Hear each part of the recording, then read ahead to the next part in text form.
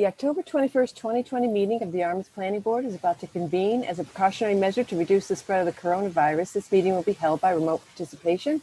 My name is Kathy Williams, and I'm the town planner and will be serving as moderator for this virtual meeting. I will now turn it over to the Planning Board Chairman. Welcome to the October 21st, 2020 Yarmouth Planning Board meeting. My name is Joanne Crowley, and I'm the chair of the Yarmouth Planning Board. I'll begin by taking a quorum. Tom Barron. Aye, here, present. Brad Goodwin. No, is absent. Liz Hartsgrove. Present. Will Rubenstein. Present. Chris Vincent. Here. Joanne Crowley here. Susan Britta?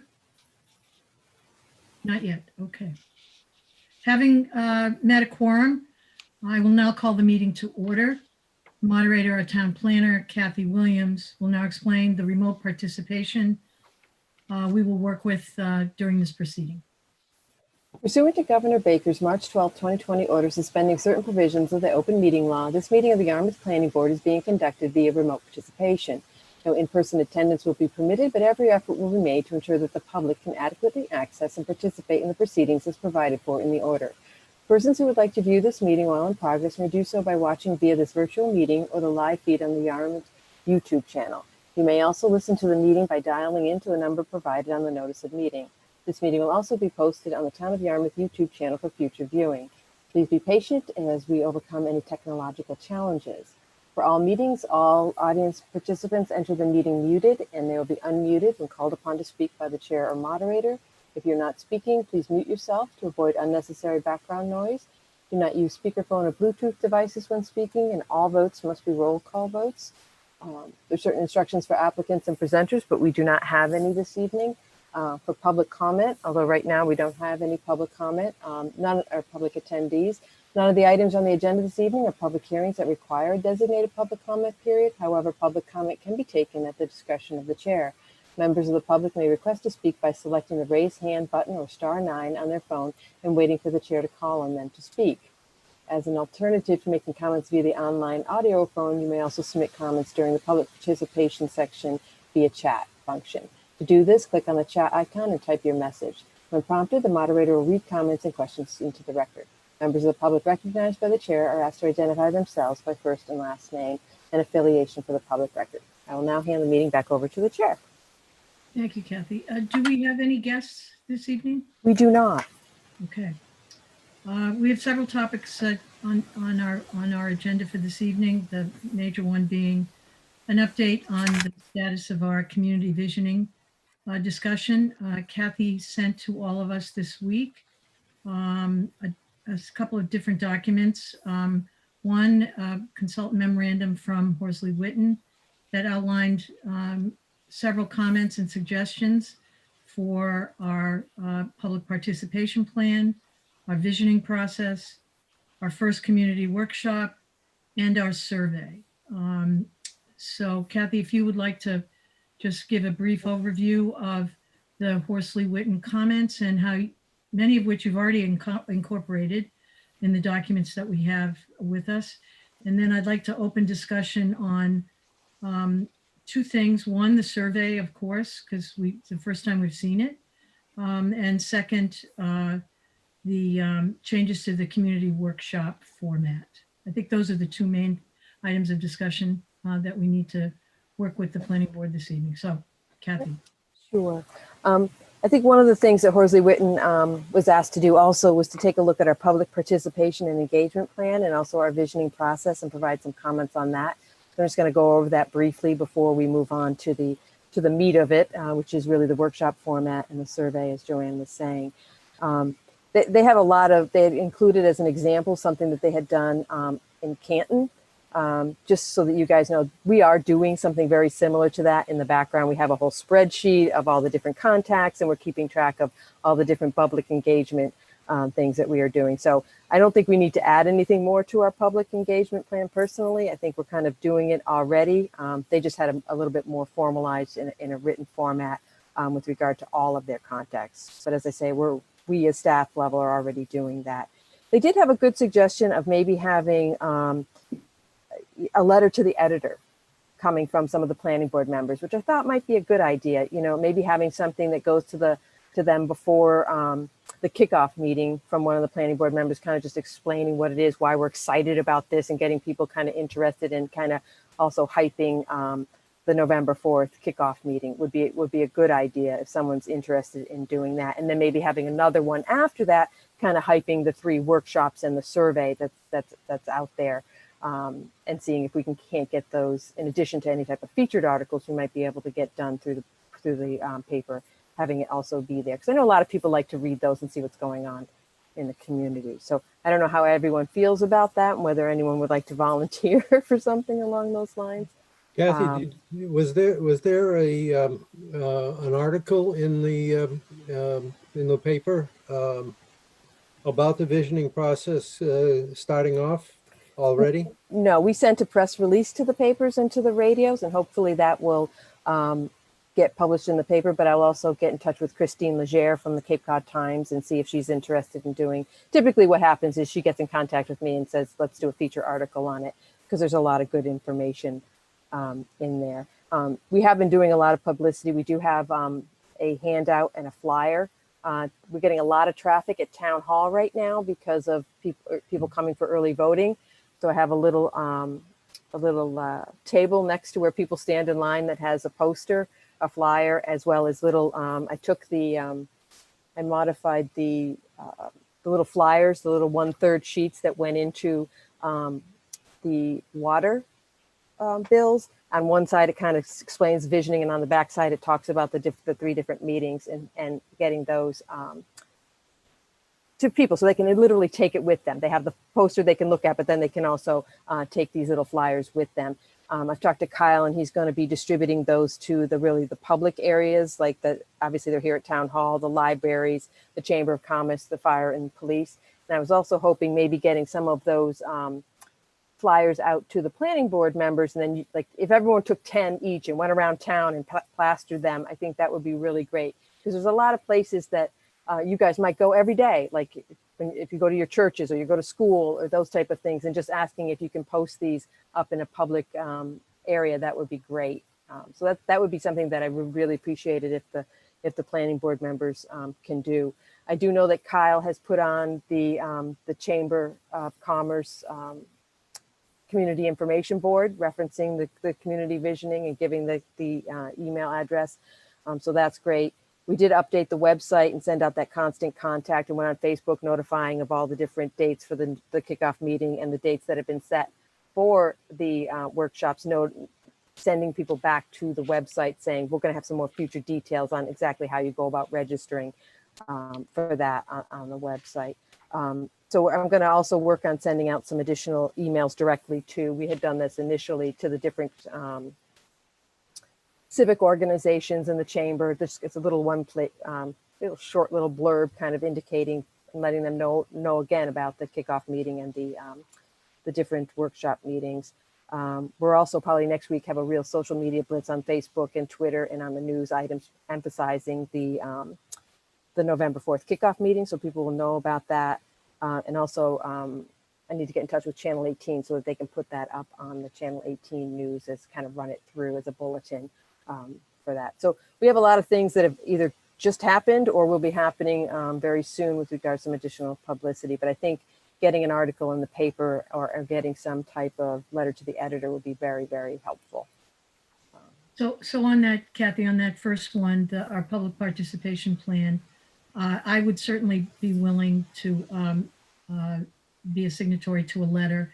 Could it be from the planning board? Could it be, is it better if it's more personal, it's an individual? Tom, you've done some letters to the editor. Yeah. An opinion piece. These are not meant to be opinion pieces. They're just meant to be statements of enthusiasm and kind of a marketing, another way to get the message out. Yeah, I've contributed to the My View portion, and I forget how many times I've submitted, but Bill Mills, who used to be at the paper, is no longer there. So I don't know how, who is the new contact there, but yeah, the paper generally accepts those with very little editing. I've had some of the things I've submitted, and Bill Mills would enhance my um, um, um, top line, if you will, and made it a more acceptable article. But yeah, it's easy enough to put those together, and I think the idea of having one a month makes a hell of a lot of sense. But our timing overall for this process may not may not want to be just once a month. We should probably look at uh, like a 3 week or something like that, simply because our timing needs to be needs to be emphasized in any letters that or any articles that we submit. In other words, if there's a meeting coming up or a workshop coming up, the article should go in ahead of time. So in other words, it may not be convenient to do it once a month. Yeah, I think the timing will be important, but I think that I know I think we all should participate in that op-ed effort. Kathy, I would ask that probably the best wordsmithing on what that letter might say might come from your office, so that we have a consistent message. We can add our own, I think, editorializing, if you will. But I'd like to suggest that. Susan, you're on. You need to unmute, Susan.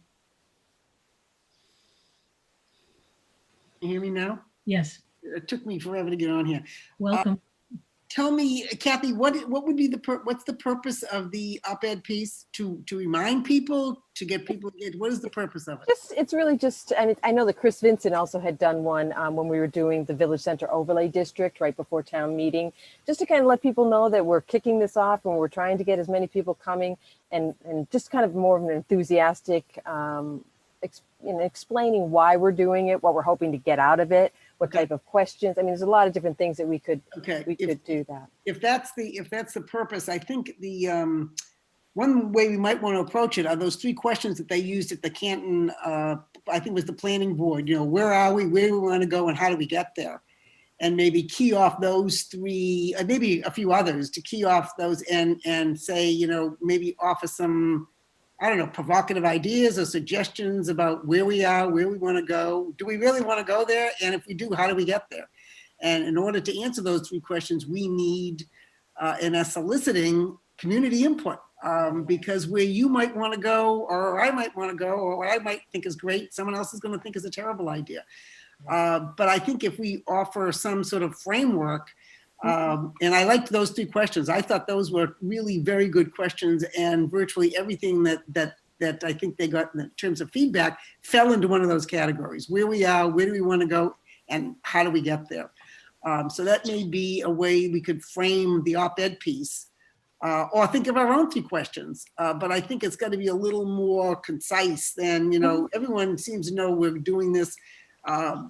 I've been through, I think, 3 of these in the 45 years I've lived here. So I think that, people are aware of it. But unless we, I think my personal belief is the more precise we are, I think the better we're going to engage people. And instead of being terribly amorphous, I think if we, talked about community service, all the things that are on those fact sheets, I think are a really good framework for an op-ed piece. Thank you, Susan. Any other comments about the public participation plan? Yeah, Will, yes. I'd like to talk about diversity for a sec. Because I think everything that's been described and is in the public participation plan is great. So I want to start there.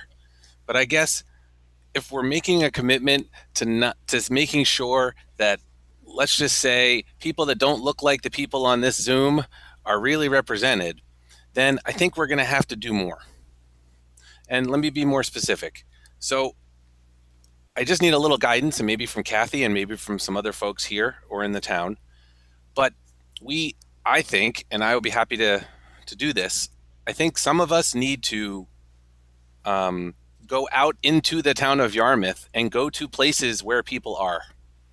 And not, again, this is in addition to all the amazing things that have already been listed, because all the amazing things that have already been listed are going to hit all the people that usually we get, right? I mean, or else we wouldn't do them.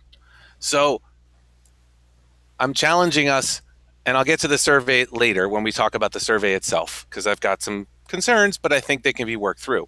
I guess I'm challenging ourselves, and I'm willing to take it on to go into some community groups, whether they be in community organizations, some of which I think I know, but many that I don't, that represent people of color and people and other groups that tend to not participate in this stuff. I'm being very technical now. So are you picking up what I'm putting down, Madam Chairwoman? Yes, I am. Okay, so I'm just sort of workshopping this idea, and maybe this isn't the right forum, but I feel like now is the time to be talking about it. I think Frank Frederickson might be able to help us on that. I know the police chief is working on. I love that idea. So I think. And Cal, who is a friend of mine, Cal Bogdan, who has put in one of the people in charge of that group as well. That's the new task force that he's put in place. That's a really good suggestion, Kathy, and I'll follow your lead on how you think we should go about doing that. Yeah, that link up could be very important, where we can combine both messages. Yes. Piggybacking on, might be an excellent opportunity. Well, it's an example of what I think the chief is committed to, and it just sort of follows, right? If they're committed to doing more with a group of people who don't seem to be getting a lot of what they want, then this is an opportunity and a vehicle that doesn't have so much to do with the police as it has to do with finding everybody in town and making sure that they know about it. We lead the horse to the water. So again, I'm happy with all the things listed and all the methods and all the places, but with the Madam Chairwoman's permission and Kathy's, when it's ready, I think I would be happy to connect with Chief Frederickson and or Sergeant Bogdan. Kathy, didn't you or have, Lieutenant Bogdan, sorry. Didn't you have some discussion with the with the lieutenant already? I've talked to Frank a little bit, but it was a little at the very beginning of the draft. I had planned on getting back in touch with him and to see whether he had any additional contact information. But I think if Will's willing, to take that on, that would be great. And I think he's right. I think there's a general people that we normally get with the ways we do our publicity, who are typical people involved in town. And I think if we want to start getting some different voices heard, we might need to go out and do things a little bit differently. And that's the type of thing that I think the planning board could be very successful at. And you also have separate lives from the planning board, and you have different places you go and different groups you participate in. And you can kind of pepper those groups as well with what we're doing and where we're going. And hopefully we can get more people to participate. So I can certainly talk to Frank and maybe get him in touch with Will, or I can copy Will or on an email to Frank and see if we can't combine this and get it done. Yep, let's just. I don't want to add more to. I'm happy to do it, Kathy. I've talked to the chief a bunch of times, and with your permission, I'm going to save another email that we don't need. Okay. Because That's you got fine. better things to do, if that's okay. Yeah, if you can just copy me on it so I know what's going Happy on, to. that would be great. I'd be happy Perfect. to. I just want to at least start it and then I go like from it. there. Thank Thank you. you. Yes, Yes, that's Liz. very helpful. I agree that doing different things and trying different techniques and adding different techniques is really important for the outreach. But I do also think that invitation two different types of people should be reflected in the letter that we send to the editor. That it's open to everybody that is a member of our community, whether it be they live, work, or play in our community. Their voice is important for us to hear, and we're listening, and we want them to speak. So, so I think that invitation is really important to include. That's a good way to put it, as like a formal invitation of the letter, as part of the letter to the editor. It's embracing the whole community as one, and that's the whole point of this process. So, Great comments. Okay. Want to move on to, do we need to cover anything on the visioning process? I think you've made modifications and suggestions that they've made, Kath. I think it was the visioning process outline was more of just modifying it to reflect where we are. Yeah. We had some changes to the format. I don't think that Yeah. that's something that's. And they had a couple of good suggestions on kind of editorial streamlining, which we can incorporate as we go along. Yep. So we'll move on to the third element of their comments on the memo, the first community workshop. Kathy sent out to us a red line version of the changes. And so I'd like to open that up for any comments or discussion so we can close that out. I think just briefly, some of the edits that they had, I think they definitely streamlined it. I know that Will had talked about maybe it being too long. I think this is going to make the workshop a little shorter, which is good, but also maybe get us more directly towards the question of the visioning than what we had before. So I liked the changes that they made. I don't know how the rest of the group felt, but that's why I had them go ahead and do the red line version. I sent to you a copy that's accepted all the red lines, so that it'd be easier to read, but also included the red lines if you wanted to see how things change. But I really think the biggest change was in the Our Future section of it, and trying to get that people to have their vision statements come out of the workshop as well. So. Comments from anyone? I have a couple. Kathy, one I talked to you about, and it's the term of the vision. The notion of 20 to 30 years, I think, is too long. And it's a lens that I don't think anyone has, given the state of the world. But I think a 5 to 10 year window, people might have a better magnifying glass on that, if that's the right way to put it. So I would like to suggest the change that it be a shorter time frame and not a 20, 30 year look ahead. Secondly, the vision statement, I think that element of it that follows the weaknesses and strengths. There's a question, having an example of a vision statement or an example of what that might be, is that too influential?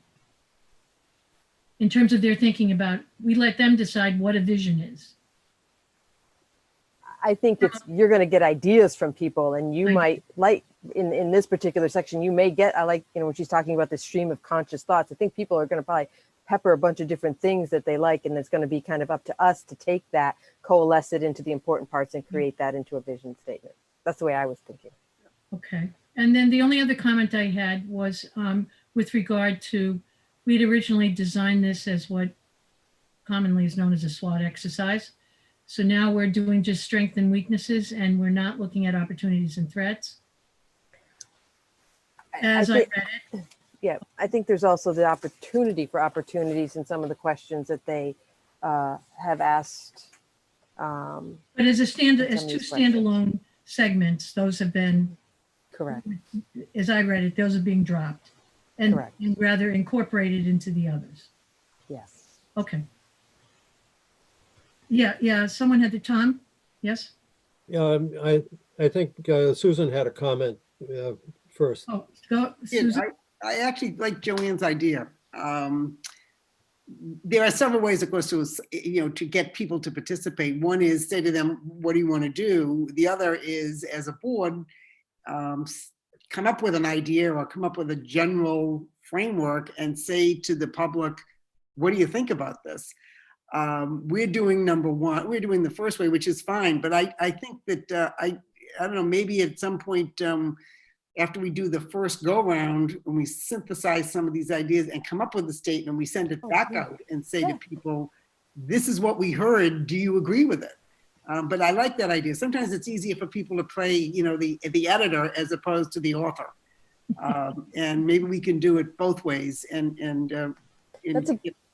That's exactly how we're doing it, Susan. That's a great point. The first round of the survey and the community workshops is to just gather as much data and thoughts that the community has as possible. Then synthesizing that into actual goals and ideas, and then going out again for another survey on those and getting those exact opinions that you're talking about in another set of workshops. So, and then after that, taking all of that input and coming up with your actual vision statement, and then going out to the public again saying this is what we want. So that I think you're spot on with kind of what we're doing with the plan right now.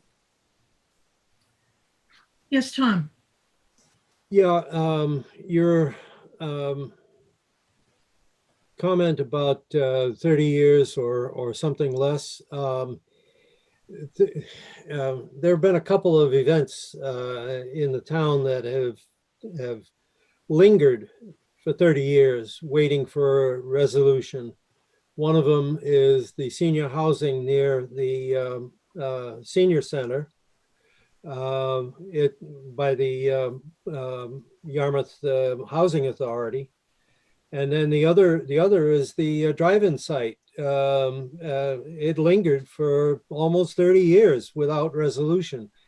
So people get frustrated with the longer term of some of these things. So your point of a shorter term for a planning horizon is well taken. But on the other hand, too short, it is a shorter term will have more interest by the general public. The longer term will be cumbersome to try to get ideas and points across. So the shorter term, I think, makes sense in that regard. Madam Chairman, if I may. Yes, Chris. I'm going to have to disagree respectfully with both you and Tom. The 20 to 30 years is more realistic when you consider a couple of factors. First, a sewer is going to be a big part. Remember with the planning board, right? So we write zoning bylaws to help get what we need in town. In order to write that zoning bylaw, it takes a while. Once a zoning bylaw is written, it then takes some time for people to develop under it, to use it. Not knowing what the economy can do over these time, that can also delay investment in the town. So 20 to 30 years is much more realistic, and I don't think we should mislead the public by telling them otherwise. Thank you. Thank you, Chris. I hear your point, Chris, and I don't dispute it. While you were saying it, yeah, sure, we've got 40 years in the planning for the sewer program. But my question to you at this point is, do we need new bylaws to be able to implement that whole thing, or do we have enough on the books already to go ahead with the sewer plan as a single project element? I think those are good questions, Tom, but again, we want to, and thank you, Chris. I think we want to focus on what we're all going to be comfortable with in terms of asking a townsperson, this is really what it is, what you see as the vision for the town in 20 to 30 years. Not how long it takes to get things done. I didn't do it like that. But to ask them to think about a place where they live and what they want it to look like in 20 to 30 years. I think that will make for some impatience. I think they'd like to see action on a quicker time frame, not that things would happen more quickly, but it makes it more real for them, I think. I don't know. I think it's a perception. If I may, again, I think it's doing them a disservice. You can't make a baby in a month by getting 9 women pregnant. And I would hesitate to say that, well, it's true, right? So I hear you. it takes time to get there. Well, agreed. Yes, we've got a couple questions. Liz. Yeah, I see value in both perspectives. We're talking about almost two different things here, in my opinion, okay? And what I see, and I'm trying to disorganize it in my brain here. We're trying to help the selectmen guide them appropriately for goals that are going to be immediate gratification from this effort that we're doing in the year and a half and 2 years. They will be implementing those things immediately. And then there is the long term beyond that, because we all know that the face of the community is going to change in 10 years. Every generation brings new things and new life and different characteristics and ingredients to our community. So looking now and saying, what do we want in 20 to 30 years, besides the obvious, which are the sewers and better internet and things like that, and better jobs and more homes. We don't know what the 20 years, but it's important to know what we want in there, but it has to be flexible enough. And I think asking possibly 2 options of what do you want in the next 5 to 10 years? And then what do you want this might be too much ask for them to find out what they want short-term and long-term, but I think there is value in understanding both so we can make sure that the vision for the community is reflective of today to then help the selectmen create the goals, which we will then have to make sure that matches the zoning and assisting the community to get to the short and then the long. So that's my opinion. Susan? Yeah, I totally agree. I think, although I don't see Liz as totally different, I really see them as complementary. I think we can have a vision, but we have to have an action plan. We have to have some concrete actions, because without actions, without saying to the community, we understand what you want and here are the steps that are going to be necessary to get there. Whether it's changing in zoning or whatever it is, it's usually going to be changing in zoning. Without that action plan and engaging the community in agreeing to the action plan, it's nothing but a vision statement. And that I have to tell you, with my neighborhood group and the 3 groups I deal with, I've heard that comment many, many times, that they've gone through this before and quote, nothing has happened. You've probably all heard that. We've done this before and nothing happens. So I think your ideal is where we combine, I don't see them as necessarily different, but I see an action plan very complementary to what we are putting forth as a vision. Here is your vision. Here's what we think the town ought to look like in 20 years, or here's what we think a community we should be, and here's what is necessary to get this. Some of it is very long-term. It's going to be difficult and complicated.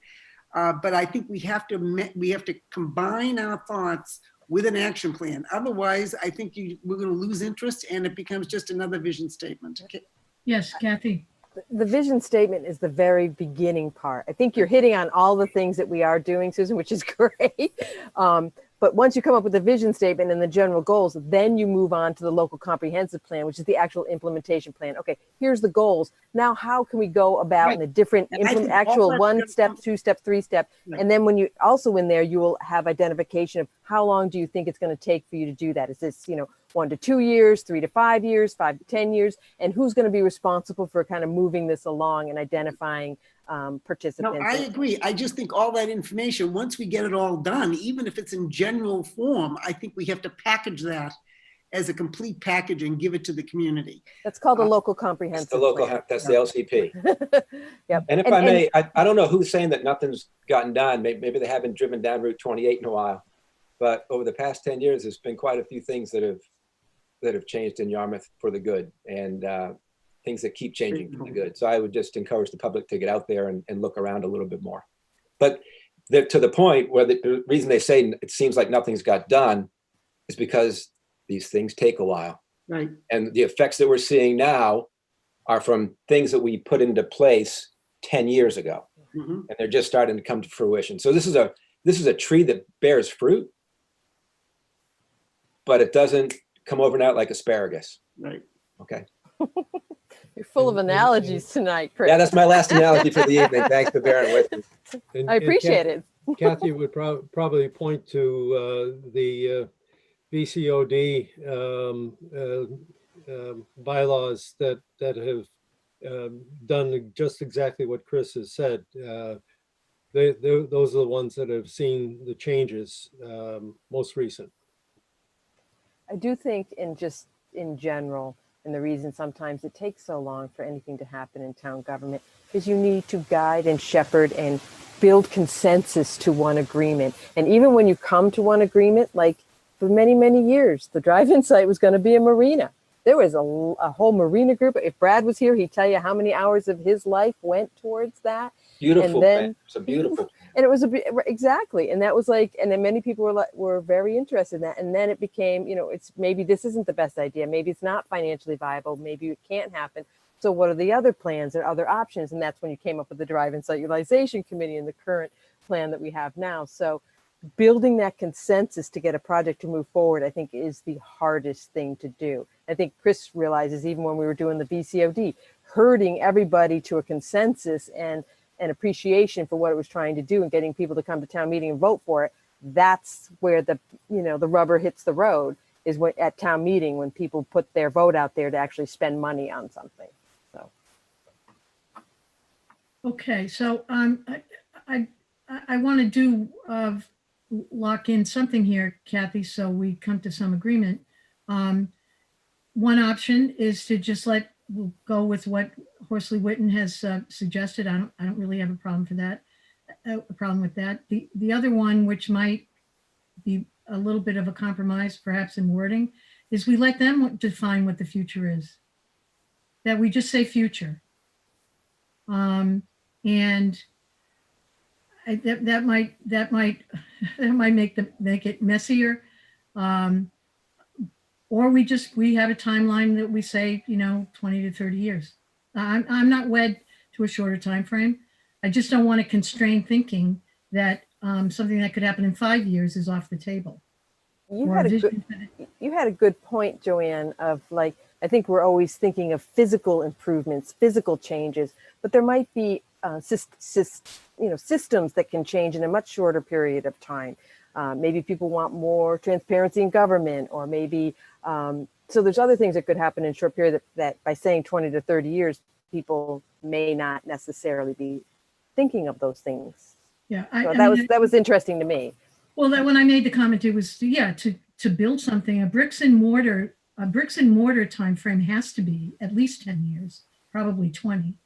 But ideas and services and change in services and a vision for service provision can be at a much shorter time frame.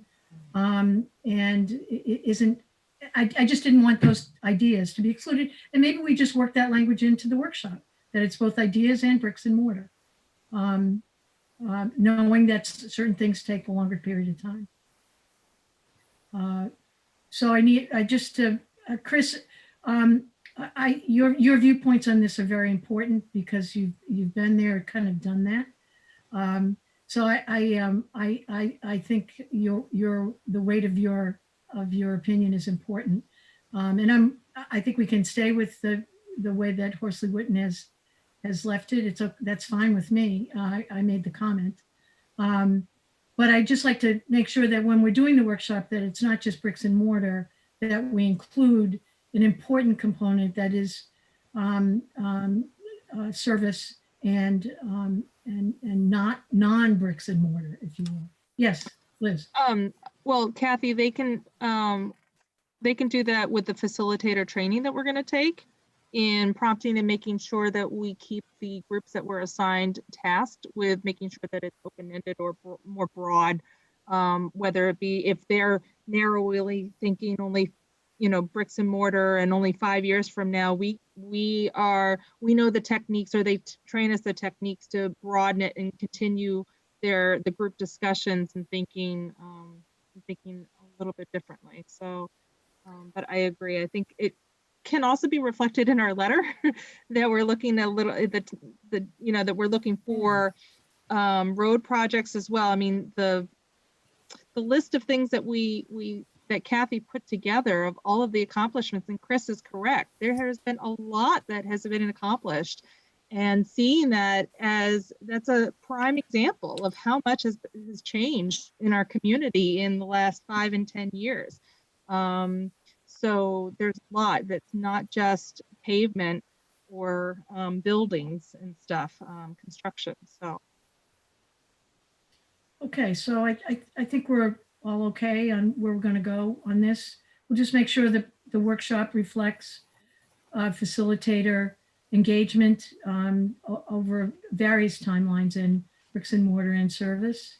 Kathy? Yeah, I think I can certainly talk to Horsley Witten about it and see, but I think maybe if you just say Yarmouth in the future, and then as part of the facilitating in the workshop, you talk about, think about short-term things that you might accomplish as well as some longer term. Because I was kind of viewing it the same way. There might be some, and we always do this. What are the short-term, low-hanging fruit that we can get done soon? And what are the, the middle ones that are going to take a little bit, but then there's a long, there's some projects out there, as Chris said, that bearing fruit today that were 10 years ago. I mean, Yarmouth Commons, Yarmouth Gardens. I mean, those are things that have been going on for a very, very long time and are bearing fruit now. So I don't mind saying in the future or talking to Horsley Witten about that. Why don't you carry that to them? If I read the information on Yarmouth Gardens that was published lately, that process has gone on for 8 years. So it goes that way. Susan, were the three questions that you were saying you liked, are those the ones that are shown in the elevator speech? Tom, I think it was the 3 questions. It had to do with the Canton. It was the 3 questions I think they asked at the Canton planning session. Where are we? Where do we want to go? And how do we get there? Yeah, well, the elevator speech says the 3 points. The master plan sets the course for our future. The second one is, this is your town, be part of it. And the third is, let's think big. Those are the 3 questions that they have in the form, and that's basically it. That's the sum and substance of what we're trying to do here, trying to find out what that master plan is. The master plan is what the vision should be, and how we implement it are the steps that you were emphasizing earlier. Okay, thank you, Tom. That's a good clarification. Should we move on to the survey, Kath? Sure, if no one has any. Sure. Any other comments on that? Thank you. We also received the first draft of the survey instrument, and I'd like to take comments on that. Will, you had mentioned that you. Yes, thank you, I don't mean Madam to Chair. but Well, I mean, without going too far down into the details, I guess my first question is really for Kathy, which is, if I have a lot of specific questions and concerns, does it make more sense to talk to Horsley Witten about it? Or does it make sense for us to talk about it? Because, I mean, I'm talking like real serious details. Because I'm talking about,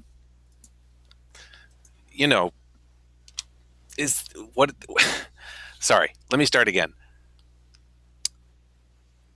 The draft that I saw is a really good start, But when you start getting into essay questions and you start getting into longer form essays, I respect that as a way of collecting information differently.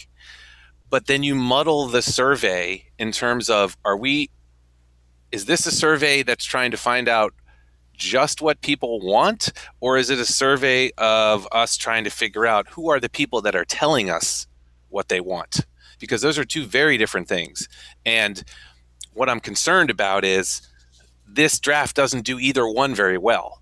And so, and I'm saying that with the utmost respect because I know these are professionals that know how to do this. Having said that, I don't want us to be half-baked. So what I'm trying to say is, as an example, I know that we say we live in the town of Yarmouth, but we really live in 3 different villages that happen to be called Yarmouth. And that has to be a question on here. Not do I live in Yarmouth? It's where do you live? Yes. Please They check 1. They didn't fill it out. It's No, going to be Yarmouth, Portsmouth. I mean, that's I get in it. there. No, but I'm just saying, but mechanically, there's just, and again, I'm just a nice person who volunteers on the planning board, okay? I respect that Horsley Witten does this for a living. But what we have here, Madam Chair, is 2 different surveys in one. And that concerns me because there is an attempt for us to work with the community to generate a vision for the town. But this survey is not the only way that we're going to do that. So and yes, it's true that there are going to be people that don't want to come to a workshop and don't want to participate in other ways. But in terms of collecting data and synthesizing data and doing something smart with data, when you start asking essay questions, you are making it way harder for the next phase of this. Am I making sense? Yes, you are. Okay, so that's really my huge concern, and I'm happy to take this offline if that makes more sense. No, I don't think No, we so. can't take it offline. It's a planning board No, survey. I meant so. I didn't know how detailed you wanted me to go. No, So I'm going to stop right there. If you're if I may, I'll try to respond. Kathy can certainly probably do it better. They are 2 surveys. One is, the first is some vision statements. And from the very beginning, we have all, back a year ago, agreed that they would be open-ended questions, that it wouldn't be a check-the-box survey about your vision and your thoughts about the future of Yarmouth. It would always be open-ended, and we always knew that collection and summarization of that data would be challenging. We've known that from the beginning. We've accepted that challenge. And we think that there's better information to be gathered by having open-ended questions that may be essay-like answers. We'll have to work with that. But I think that decision on open-ended questions has been asked and answered. Okay, I mean, then if I may, please. I want to just get a course check here with Chris and Tom, since they were on the planning board when we started this. I believe that's what we agreed to more than a year ago. So, Chris, Yeah, this is, that was, we knew intentionally it was open-ended questions. yeah, that was the reason, so that people could write, sort of put their emotions on paper, let us know how they feel about the town, how they see the town progressing over the next few years. And I think we can get a lot of information out of that. I really do. and to Will's point, the idea of which part of town you're in and what your vision is for that part of town as part of the whole is a valid point. Because I would love to be able, X weeks from now, to be able to just look at all the people that identified as Yarmouthport and see what they think. Because for us to not look at it that way would be naive, because that's the way that a lot of people look at things right now. And so I'm glad to hear that we will have that ability to filter. And again, I know this is a first draft. So, I'm even asking questions like, well, what is required in this survey and what is not? Because in my opinion, if we don't ask what village they're in and make it required, then we're wasting our time. Yep. Pretty I think much. it's a great idea to ask them what village they're in, and then you could have them, be generally Yarmouth specific in the broader sense of the town, and then ask them a little more specific to your village. That's quite simple. If I may, this is an easy one because this has already been taken care of. Before the meeting, it was taken care of. But an editorial change in the information that we all got didn't quite make it. So if you look at the second version of the survey, there actually is where in Yarmouth do you live?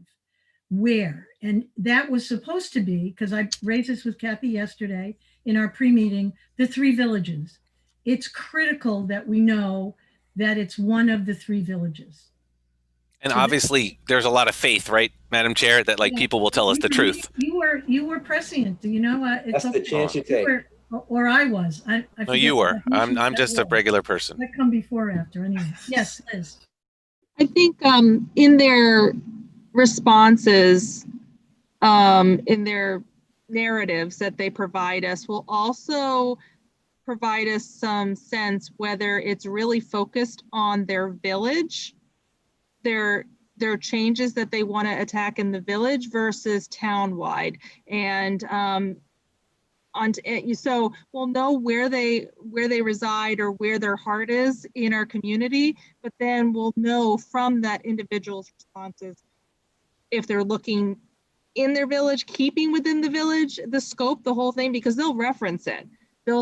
And we'll know if they're talking about a certain area or a certain program, and we'll know if it's at Black's Pond or Sandy Pond. We'll know what's going on, what they're referencing. So I think that's a way but I think Madam Chair is right. It's going to take us some time to read through it, but I think that's extremely invaluable to us to hear their passions about our community, and then also getting that demographic section is really important. So I agree also with Will that it is 2 sections and we have to have that. Thank you. Tom, Darren? Yeah, the idea of the villages was emphasized last night at the selectmen's meeting. The Energy Committee has been trying to get the Old Kings Highway area, which is all north, the north side of town, to adopt a little bit more free installation of solar panels. Kathy can also recount the issue of the improvements on 6A that Mass DOT has been considering, and the sentiment for both of those subjects is totally separate on the north, and there's nothing like it on the south, or in the east or west villages here. So I mean, there's validity in looking at it in that segmented way. The other thing I wanted to, and Kathy sent this in her memo to us. She had mentioned that the 3 villages would be included, and then wanted to know what other questions do we think should be added. One, maybe if they have a business relationship with the town. I think that would be, they might, if they have a business relationship, their interaction and their views of the town could be interesting for sure. For clarification, but yes. Clarification, you mean like they work in Yarmouth? No, they have they own a business in Yarmouth. They have a business relationship with the town. Oh, with the town. Okay.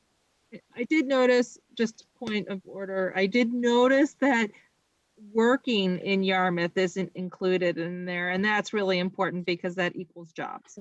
for us. Yeah, That's- in Kathy's, It's in there. cover memo. I didn't see it. I am only Okay. looking, I apologize. I'm confused. okay. I'm looking at the unredlined, uncorrected version. I'll put that away so I stop getting in trouble. Yeah, Thank sorry, I did have a meeting with Horsley Witten, and we had a conference call on Monday, and they added a bunch of stuff in. So I understand, but the whole idea is, what else kind of questions would you guys like to ask? This is exactly, as Joanne said, what we're trying to get out of this. I do think that we should encourage people to answer them, but I don't think we should make it mandatory. So if they filled out everything and then they don't want to tell us where they live, I still want to hear their thoughts. Because if you have someone who goes through everything and then doesn't get a chance to submit, you're going to make someone angry. Yes, but Kathy, we're at really great risk of missing what's crucial, which is I would urge the planning board to, and maybe it's the next version of this, so I'll stop. You can tell me to stop. But I want to know, of the demographic questions, I'm just calling them that, the checkbox questions, Madam Chair, I want to know which ones are going to be mandatory. And it's important to have mandatory answers. Yep. And this is exactly the reason why I respectfully understand that I'm new to the planning board, and that I respectfully agree that if you've made the decision to have essay questions, I'm fine with it. However, if you don't require some of this information, like the villages, like the do I live, own, work, or visit, am I part-time or full-time resident? That would be another thing I would like to know. Those things are crucial slices of how people feel about everything that they're going to write in an essay. So we can't just let them, you can imagine what I'm about to say. We can't just let them give us a deluge in an essay and then just let them get away and not give us any required identifying demographic information. Madam Chair, I would urge you to let's make sure that we don't let that happen. Then let's put it first. Let's not, if they don't want to submit it, then they won't give us the information. That's Respectfully, what I'm trying to say is that it doesn't have to do, order has nothing to do with it. What I'm saying is there's got to be a price of admission, and it can't be negotiable, or else there isn't a value to the linkage between demographic information and essay answers.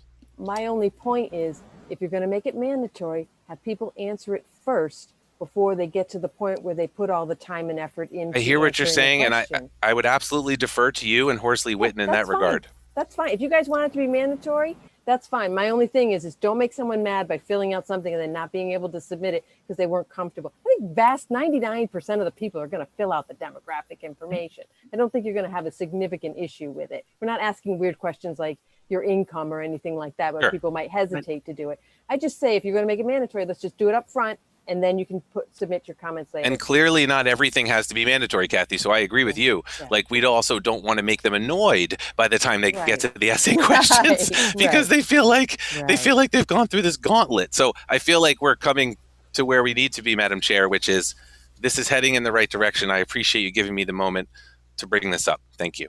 Well, thank you, Will. I appreciate that. Susan, did you have a?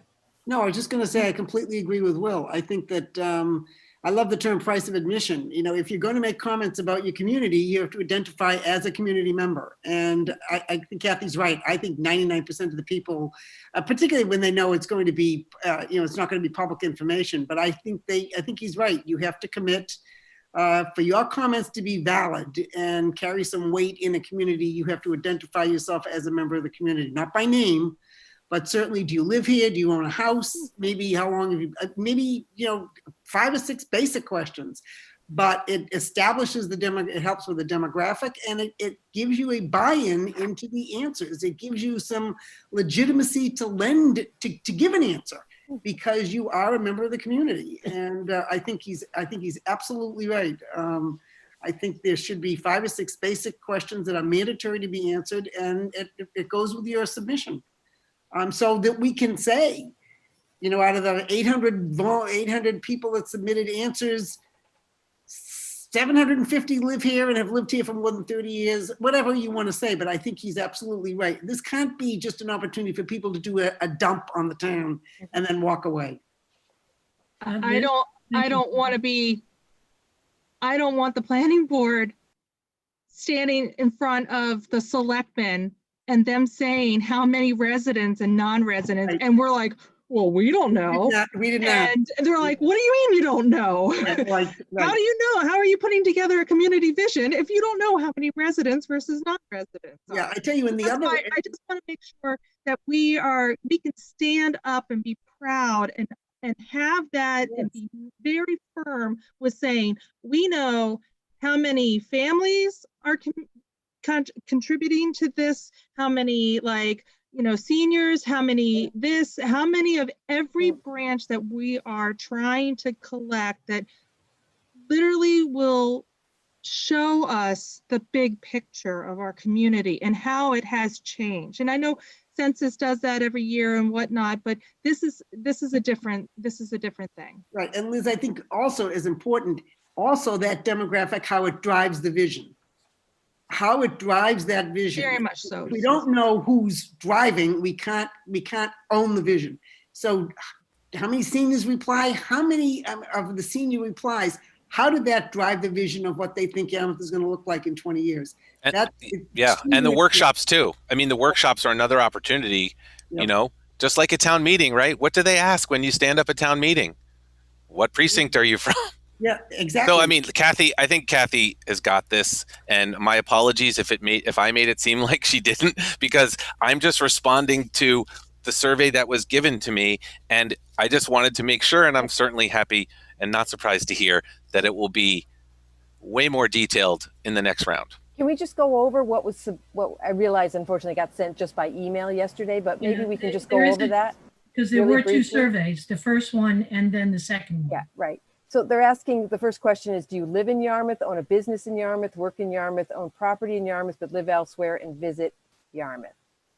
I don't know whether we want to, and then the second, so I don't know whether you want to say you're full-time Well- resident, part-time resident, or, You can actually branch that out. So if they click a certain bracket, then it can go into a separate pop-up window and then it dives into a little bit more detail. So Like full-time, part-time would be Right. a separate. Yep. right. Owner rent separate. that's the second question. If Yeah. you live in Yarmouth, do you own or rent your home? I would like to have somebody, a question if they work in Yarmouth, and then having them, give them also the options because it might be that they own a home, they own a business. Oh, they can click They as many as that apply. Yes, because Yeah. everybody, one person could qualify for everything. They rent, I want all of the above button, Kathy, for everything. Absolutely, You might want to absolutely. have a checkbox, it says, please check all that apply. Right, exactly. Exactly, Chris. All the above. Um, So that's first question, I think covers all of that. It'll be clear, Kathy, that they can answer and check as many boxes as they wish. that would be great. And as Liz said, the live in Yarmouth question could have a very simple mandatory sub drop that says South Yarmouth, West Yarmouth, Yarmouthport. Done in the first 5 seconds. It Yeah. doesn't have to be a separate question, and we don't want it to get buried in other questions. I think it should be all part of we're not going to make you answer too much, but here are the most important things that you must answer to ride the fun ride. Okay. The carousel, the vision carousel. The own rent question, I'm going to go through the questions, Kathy. Thank The you. own rent was the second question. How long have you lived in Yarmouth? Do we want to say, instead of just lived, do we want to say lived, worked, or visited, or do we care to expand on that? How long have you been part of Yarmouth, part of the Yarmouth community, or do you just want it to be how long have you lived here? Because not everyone is going to live here. You could just work in Yarmouth and want to fill out the survey. Well, in my case, I rented for 15 years before I bought. And I only came down off season or on season and lived back in Worcester off season until we finally came down. So over 50 years, I've done all three. So, Madam Chair, Tom has just broken our survey.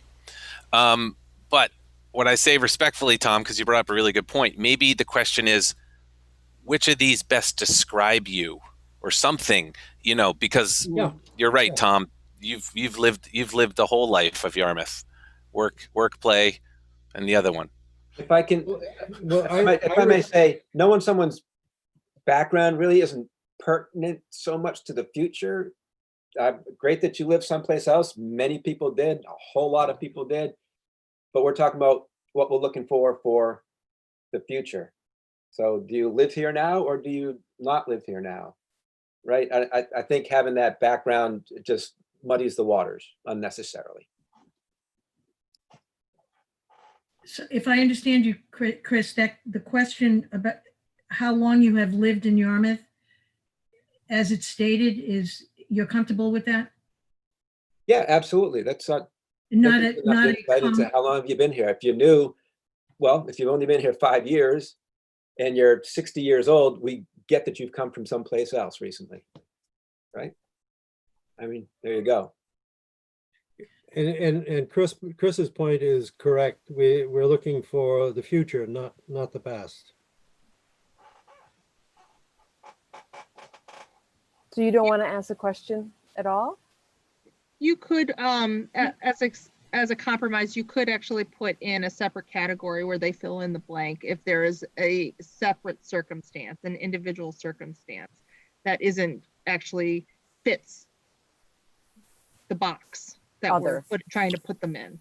I like the question there. It's nice because then when you do analyze the data at the end, which is what the intent is, you collect data, but then you must analyze the data to get any useful direction out of it. You can maybe find out that the people who have lived here less than 5 years want to see something completely different than the people who have been here more than 20 years. Right. So there's a little dichotomy of ideas there. So, and like Kathy said, we need to build a consensus. So it's nice to know how long they've lived here. That's great. So we'll leave it as is. How long have you lived in Yarmouth? Less than 5, 5 to 10, 10 to 20, more than 20? In my opinion, that's sufficient. And I think Liz did make a good point. You could put other at the bottom because, as Tom just proved, you can break this thing in like 5 seconds. I mean, I'm not saying that specifically, but Tom made a good point that people are going to be people. Madam Chair, yeah, no, I think having the other, you just don't want to give them an option not to be specific if they can be. Right, and that can be for the category of when they click off that they live here. And then that same can be for the category of like, how long have you rented here? Or how long have you, and then it's a subcategory. So only the people that actually click the box see that next question. So we're not bogging them down with seeing 20 questions when in reality, they only see the first 5. And then that answer, it's might trigger a little bit more deeper dive into who they are. So are you suggesting that the first question then be an opening question that then drives windows that continue to drill down on more information? Answer the first one. I live in Yarmouth. Click that. How long? Click that. Own or rent? Click that. Or whatever the proper sequencing might be. Am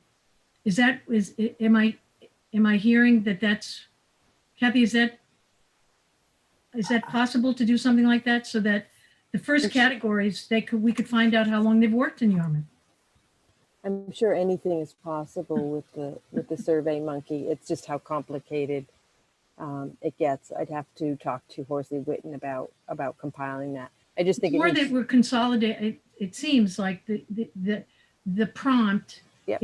is embedded in the very first question. But every time, so when you hit live in Yarmouth, it would be full-time, part-time, how long? And then when you click, you'd have to go back to own a business. If you also own a business, and then it would say how long. I mean, I guess I just want to be very clear on where you want to ask the questions. So it would just be for the length of time would they get, if you work in Yarmouth, how long have you worked in Yarmouth? Own a Is that, property? I guess my question would be, do we think that's important? Can you repeat the question, please?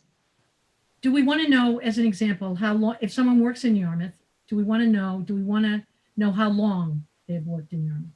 Yeah, I think that's a valid question. Uh, I'm hearing different words here, but I'm thinking in terms of what Will said earlier about demographics. The first section of whatever we do has to be exclusively to gather that demographic information. And then after that, it's all of the vision of what the vision should be for the future. In other words, break it up with a demographic section, and then the rest of it is questionnaire and all of the ideas together. All the things going forward, but the demographic section is important in that regard. It defines what we're working with for the population of the town. It sounds like a census. That's what you're asking for here is a census. That's what you're asking for. All that different kind of information. And then separately, you want to ask them, what's your vision for the future? So Yeah. What are we doing here? Are we taking a census? Or what are we going to try to do with the data? Our goal is to just find out what people want in the future. Yeah, but Chris, you just said a few minutes ago, I hear you. But what you said a few minutes ago is you're trying to connect the demographics presented with the answers presented. But the answers you're going to get is, the world is run by people who show up. It's only the people that answer this thing in the first place that are going to get any response from us. We can't, if they don't tell us what they want, we can't help them get what they want. Okay, but why would we not want to know who they are, where they live, what village they're from? As we said, the price of admission. I don't see why that matters. But you just said it did matter. Well, let's do this. Maybe I don't understand. Like this are great, but I think you're starting to get into way too much detail, and it's taking on the form of a census. I would agree with you there. I think we need to just step back one second and focus on the survey that we had in front of us. Remember, this is meant to be a 10,000-foot flyover about who this person is who is answering. The most important thing are the answers to the questions. But then we want to know a little bit about you. We want to know just something about you. We don't want to get in the weeds about everything about you. We do not want it to be a census, for sure. My question about drilling down into how long you've worked was taking us down the rabbit hole of a census. I don't think we want to do that. I think the basic questions of where do you live? How long have you been here? How old are you? Do you belong to other organizations? The list is, I think, a 10,000-foot flyover, which is probably all we need for trying to correlate some picture of the person and what they want from the town. Liz, you had your hand up. I wanted to say, first of all, that I really value this conversation. I think it's really important, and I'm very proud of us having this conversation and diving into it. But I don't want to go down a rabbit hole like Joanne just said, but I want to ask a question that might lead us down there. Do we want to ask if they have people under 18 living in their house with them? In their household? Do they have somebody under the age of 18 that lives with them? It doesn't matter if they're 60 and have somebody under 18, but their answers might be different based upon the demographics within their household, because we're only getting one person to answer the questions, but they might have a household of 4 that are under a certain age. If I may, Liz, I think it's a simple matter of handing those kids one of these and having them write a little essay of what they would like to see in the future, because an 18-year-old is going to have a totally different perspective from a 30-year-old who's going to have a totally different perspective from a 60-year-old. So give them the survey too. Give kids the survey. Like, if they're going to stay here and live here, if this is going to be their town, I'd like to know what they would like to have it look like in 20 to 30. I actually think that's a great idea, making a specific survey for the children and seeing if, and working with the school to conduct something and create something with that. And I also wanted to volunteer, Kathy, if you need assistance with the survey, I do that. So I will help you with anything and crafting something so that way it's streamlined and not foreboding for our participants. If DY still has a student advisory council, that would be the place to start. That's the council that I was on when I was there. And then it dealt with these kind of things, being the liaison between the town government and the school body. Okay, so we got a couple of things here. One, Liz, you volunteered to work on the Survey Monkey part of this. I'd like to get to some agreement, though, that generally this level of questioning that had been placed in front of us is okay. And that I didn't see any specific additions. I would suggest that if you have a specific question that you would like to include on the survey, I'm going to hold that open for 1 second. But the second thing is that we would have a survey that might be oriented to those under 18. Kathy, can SurveyMonkey help us do that? A different kind of I survey? guess my question is how young under 18? I think that high school students would have no difficulty answering the survey as is. And then I don't know how much you want to drill Yeah, down. I'd stop into at maybe there at, seniors and juniors. A kid in 6th grade is going to want to see us put in Disneyland. So I think we gotta could be to a actually do, reasonable level.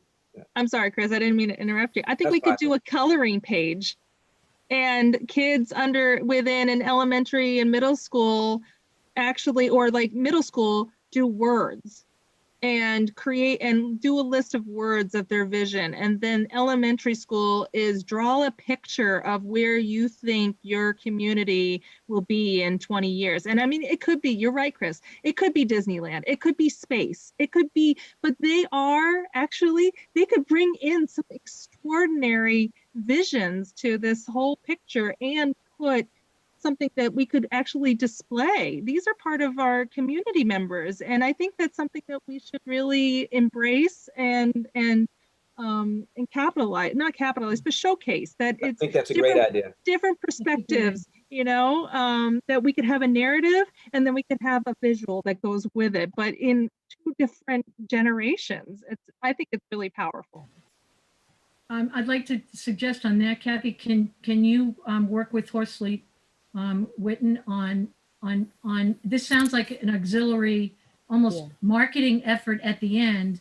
Look what the kids think, but getting their ideas at some point incorporated.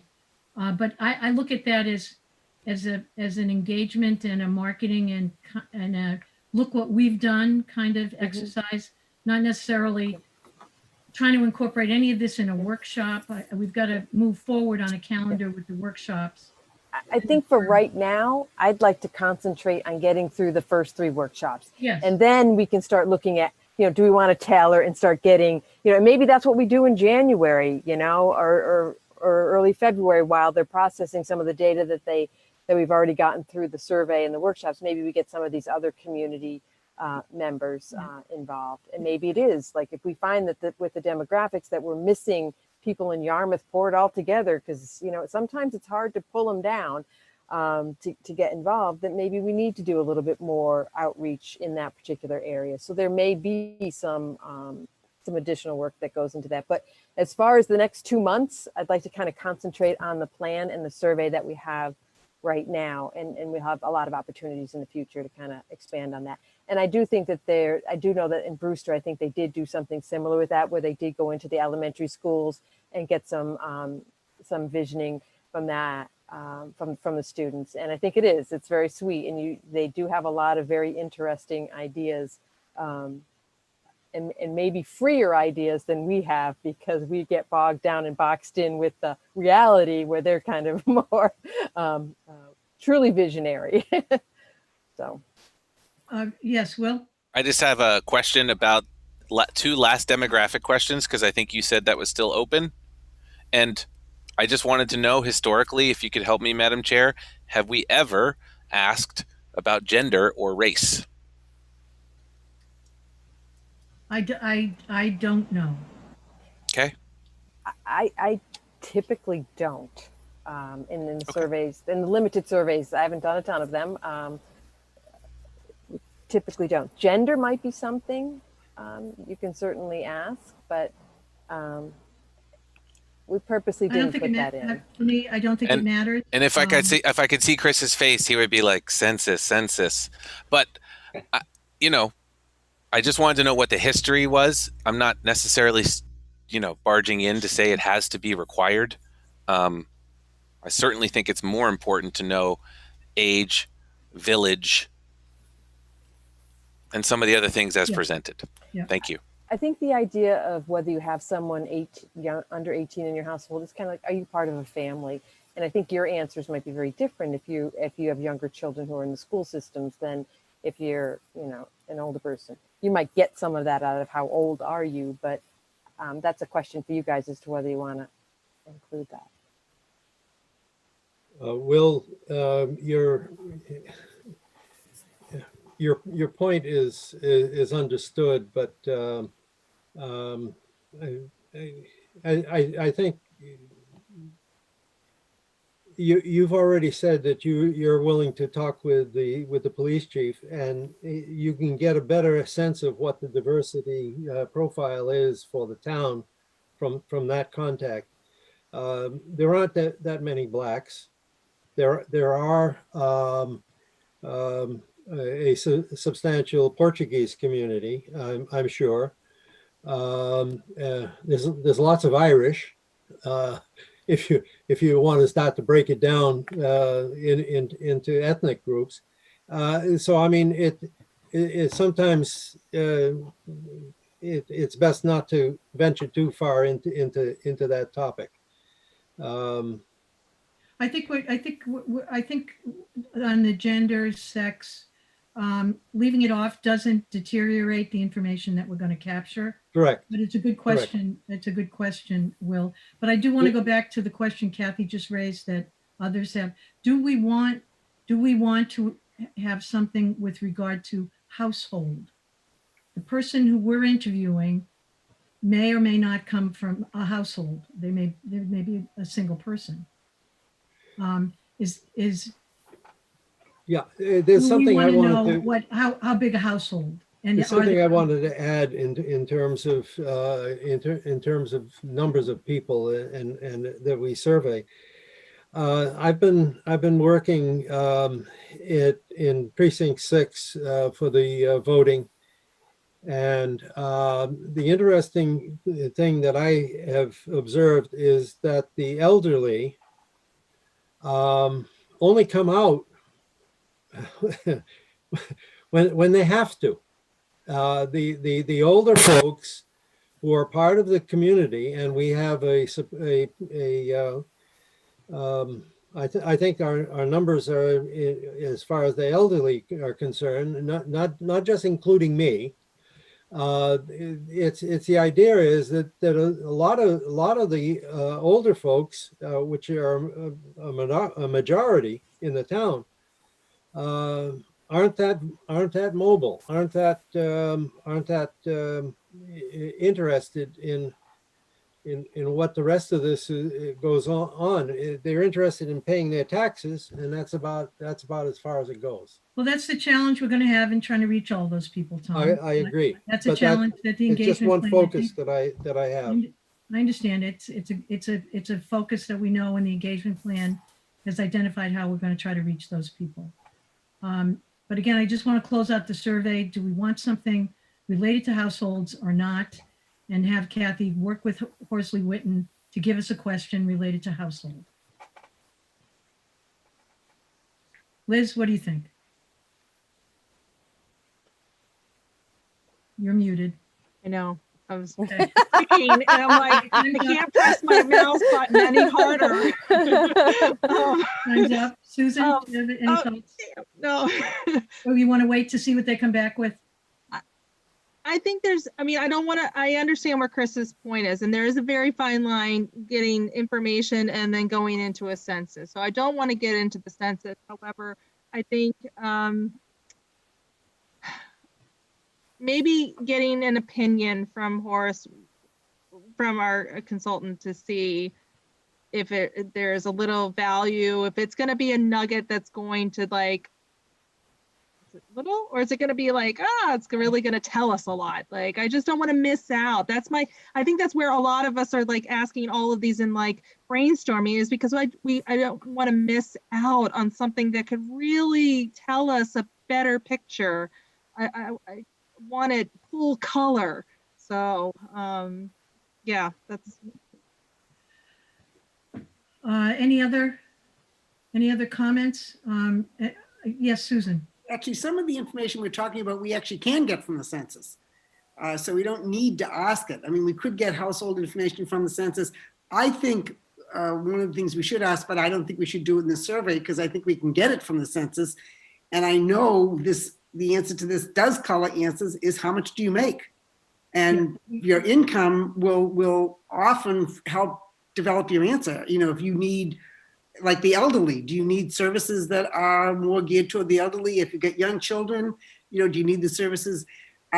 We don't need to ask income on our survey, because we can actually get that from the census. Yeah. So maybe we can have a supplemental page at the end or something that There is that information. Yeah, the community survey part of the census that will be updated. The only issue, Susan, and I agree, we can get that information, but the only missing piece, the missing link, is the narrative that Right. goes along with who they are.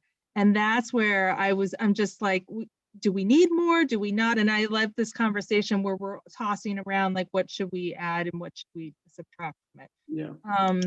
So Yeah, the go one ahead. thing we did, it sounded like we wanted to have Horsley Witten take another look at, is whether or not a household question would matter. Remember, again, Liz, you bring back to the point, they're going to tell us what they want as a vision, and then all we're going to know is about the people who helped create that vision. That's all that information is going to tell us, is what kind of person in Yarmouth helped us create this vision. It doesn't tell us anything about the people who didn't participate.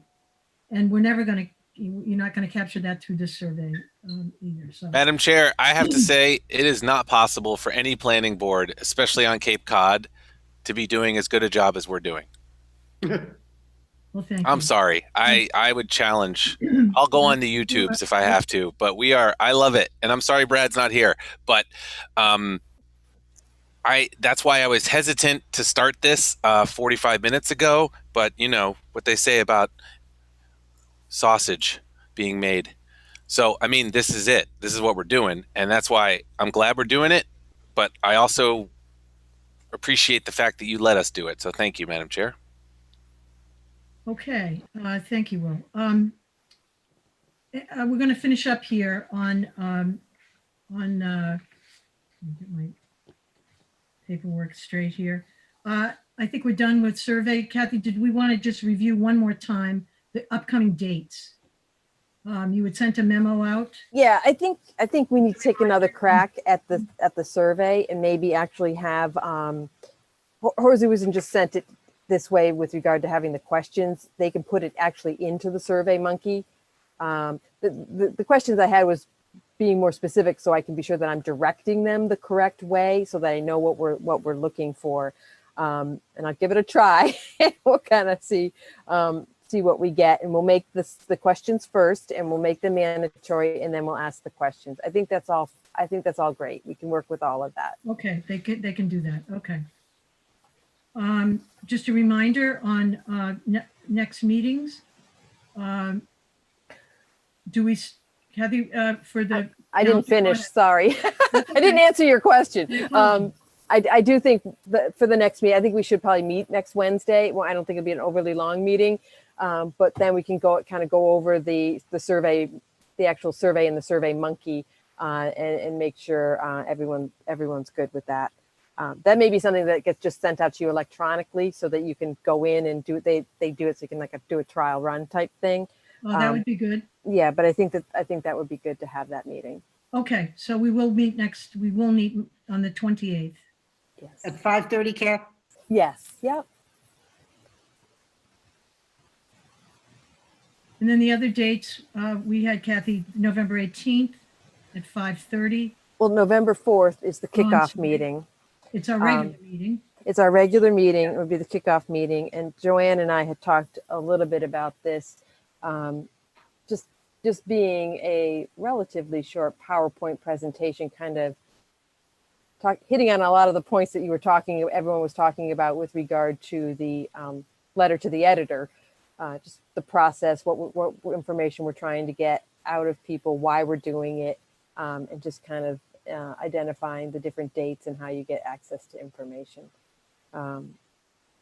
So hopefully, even if people are not attending, hopefully it'll be on the YouTube, and we'll put it on the Visioning webpage so people can access it that way. We have almost 250 people on the Constant Contact now, which is great. So that's showing some people with some serious interest in that. We do have the news items that get sent out for town-wide. So if you've signed up for anything through the town and you kind of notify me about anything, you get that little news item sent out to you. So that's another good source of getting the information out to people through their email addresses. Do you want to, should I go through the rest of the dates to make sure we're all clear on the dates? Yeah. Sure. After November 4th, November 18th. That's scheduled. Yes, What Will? about the? Isn't what there about November the- 10th? What about the 10th? Yeah. Yeah. Yeah, the November 10th is the facilitator training, and I believe that one's at 5 o'clock. PM. And then the 18th is the first Visioning virtual workshop. And that's at 5:30. Yes, The one on December 7th is at 9, yes. and the 15th is at 2. It's going to be interesting. Can't wait for Christmas. Can't wait till the year's over. Madam Chair, could you I want to make sure I got that right. You said December 7th. At 9 a.m. At 9 a.m. Okay.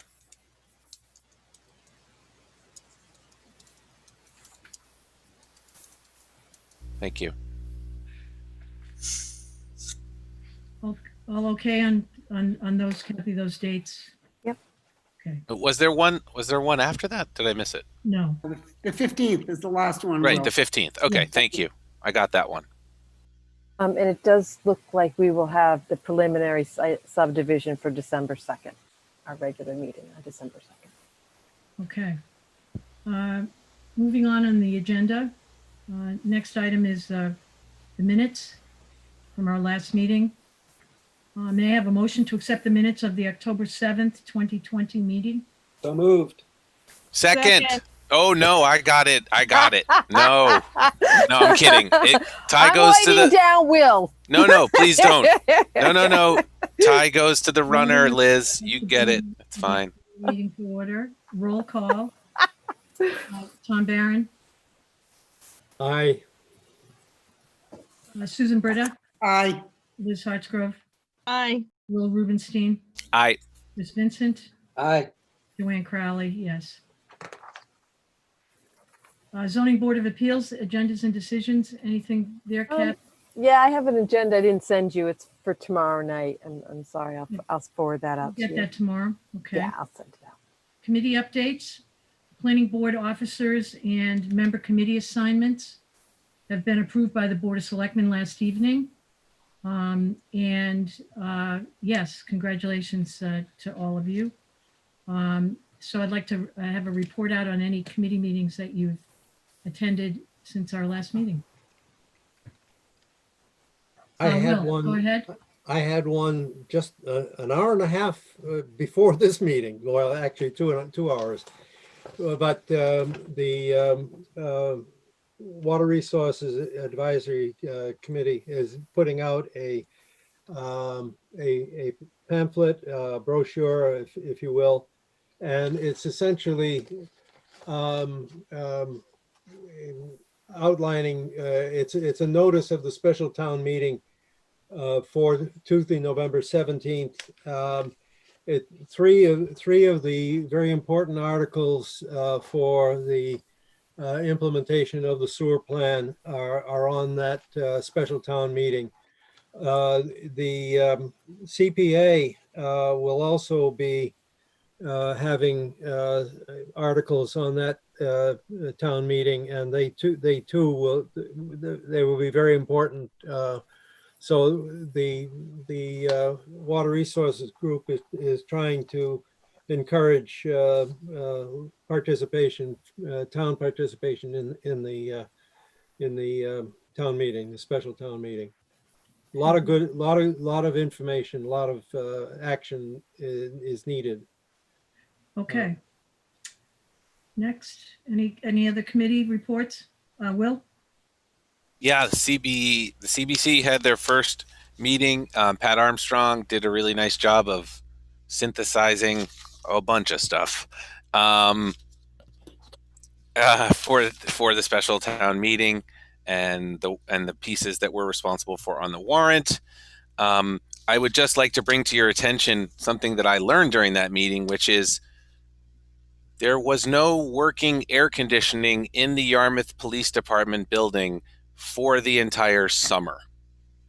I want you to try that one on for a second. I'm talking the common areas, the workspaces, and yes, friends, the jail. So we have, and you are going to see, a significant amount of money that needs to be appropriated at special town meeting to begin what I believe will be an 18-month process, because unlike the school building project, which is being built independently of the function of the schools, I want you to all now to envision having to fix the entire HVAC system of the Yarmouth Police Department while we are trying to run the Yarmouth Police Department. Let that sink in. So I would urge all of you to please be aware of this, which is why I guess, Madam Chair, we are serving on all these other places, because it was like a 2x4 to the head when it was all sort of, when Jeff was describing it from DPW, and it's shocking. A building that was built 25 years ago, Tom? Well, I if I don't, may, Twenty? I was don't on know. the capital budget Chris committee would myself know better 10 than years I. ago or so. Yeah. And I think I remember us discussing this same thing back then. You might want to make a note maybe and mention something, because I'm we'd already glad done- you said that, Chris, because it's shocking. That is really the best way to describe it. And in fact, I had to ask respectfully. I said, Jeff, what's it going to be like they're working in there this winter if the heating and cooling system is not working appropriately? So, I mean, when you talk about long-term decisions and long-term building and long-term choices, and I understand that 20 years ago there wasn't a stretch code and maybe they built the building the way they built the building, but like, we have kicked a can and now here we are. And this isn't about wastewater, folks. This is about public safety, respectfully. I mean, I'm so sorry, Madam Chair, but I had to bring it up. It is going to be on the special town meeting warrant. It will be millions and millions of dollars, and there'll be more votes to come, certainly. And I'm not even sure there will be a vote in time for the Springtown meeting. So this is going to be something you're going to, as Chris has already said, and now Brad Goodwin can't resist. He needs to be in this meeting now. I noticed he was an attendee and I just promoted him. But So I don't know how long he's been there. so Chris, I'm really glad you brought this up. And I'm just, I don't know what else. You know what? Given the world we live in, very few things shock me. This shocked me. And that this is the first time I had heard about it. And I'm hoping I'm disappointed probably, but to know that maybe this is the first time that some of you have heard. And if you haven't, then shame on me. Maybe I shouldn't be on the committee. I don't know, but it's wild. It was an issue, Will, even when I was an employee, almost 10 years ago when I started, we had the same issue, the HVAC system, and it was because of the lowest bidder issues. And that was the slogan, was like, yay, lowest bidder. So, Right. And the good news is, I think I'm sorry, Liz. The good news is, I think Jeff's perspective is, if we're going to do this, if we're going to fix this, it's going to be a 50-year fix. So it's going to have to make up for the problems, which of course, now the codes and the requirements are not the same as they were originally. So this is going to be 18 months to 2 years and many more votes and millions of dollars. Last thing is, we are meeting next week on the 29th to sort of set up our schedule, and it will be a sprint as you know, Madam Chair, from now until probably March. Thank So you. that's the CBC. Thank you. Thank you. Any other committee reports? I have one brief one. It's the CEDC met on October 8th, and we finalized the application process for tourism grants, which support things like the St. Patrick's Parade, Seaside Festival, and the like. We're hoping that those events can happen in the future. We'll see what the applicants bring back. So that was, I think that is going out on the 28th of October, the application process. We also had a discussion about blight removal grants, and Kathy actually weighed in on this with a couple of memos.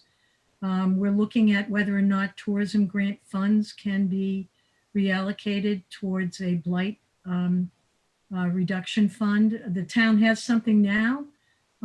That's a community development block grant program that as fits and starts has been utilized over the years.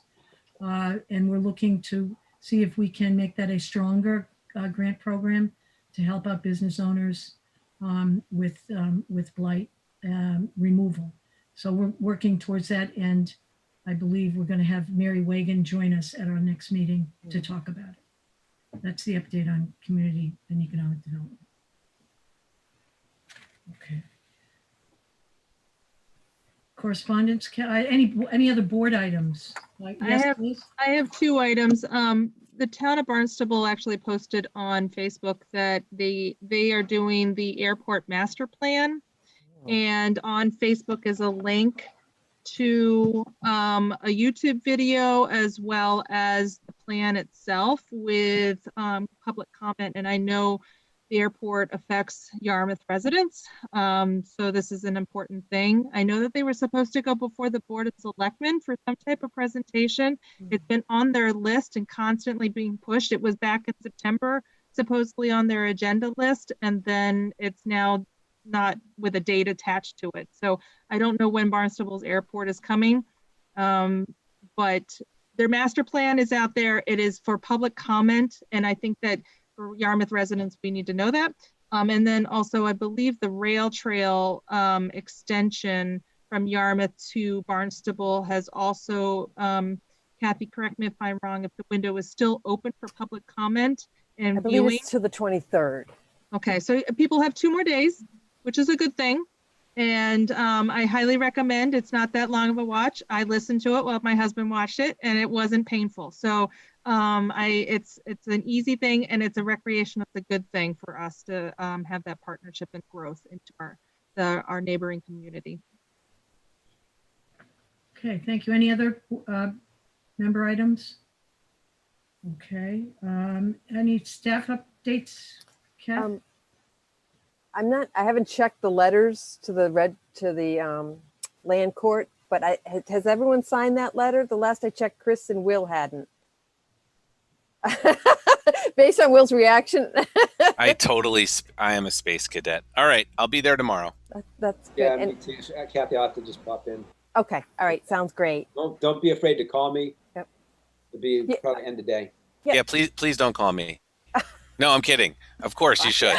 No, you. Thank you, Will gotta, Robinson. Hey-o. If you gotta crack, if you need to crack the whip to get things that you need, Kathy, then that's Yeah, my no my bad. worries. All right, I'll be there. It's one of those things where I checked it every once in a while.